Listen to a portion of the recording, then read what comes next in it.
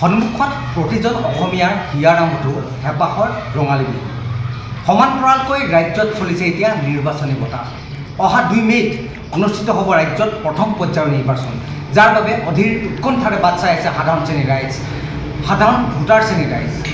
সমাগত যিহেতু পঞ্চায়ত নিৰ্বাচন, যাৰ বাবে সাজু হৈছে বিভিন্ন ৰাজনৈতিক মহল। দেখা গৈছে বিভিন্ন ৰাজনৈতিক দলৰ মাজত বিশেষ তৎপৰতা, বিশেষ কুচকাৱাজ।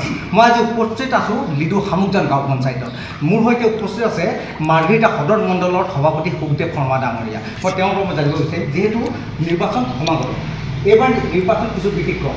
এইবাৰ ৰাজনৈতিক দলীয় প্ৰতিচিহ্ন অবিহনে নিৰ্বাচন অনুষ্ঠিত হ'ব।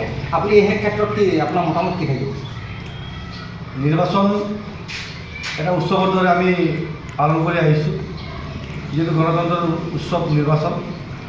আৰু এই বৰ্ষ 2025 বৰ্ষটো নিৰ্বাচনী বৰ্ষ হিচাপে বিজেপি দলে গণ্য কৰিছে। যোৱাকালি হৈ যোৱা ৰাভা আসামৰ যি ফলাফল, সমগ্ৰ অসমৰ লগতে লিডু বা মাৰ্ঘেৰিটাতো তাৰ প্ৰভাৱ পৰিব।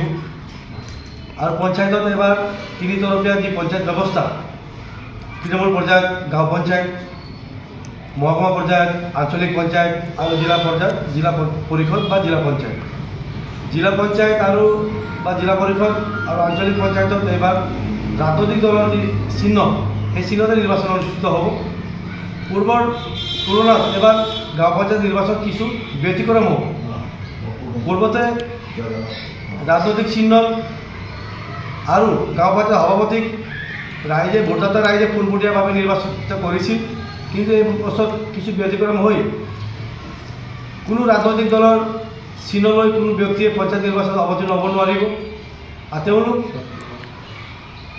নিৰ্দলীয় প্ৰাৰ্থী হিচাপে অৱতীৰ্ণ হ'ব লাগিব। আৰু ৱাৰ্ড সদস্য হিচাপে তেওঁলোক নিৰ্বাচিত হোৱাৰ পিছত ৱাৰ্ড সদস্যই গাঁও পঞ্চায়ত সভাপতিগৰাকী বা উপসভাপতিগৰাকী বাছনি কৰিব। মাৰ্ঘেৰিটা বিধানসভা সমষ্টিত আপোনাৰ 13খন গাঁও পঞ্চায়ত, 13খন গাঁও পঞ্চায়তৰ ভিতৰত আপুনি কিমান সুখী, কি বুলি ভাবে আপুনি 13খন গাঁও পঞ্চায়ত দখল কৰাৰ বাবে?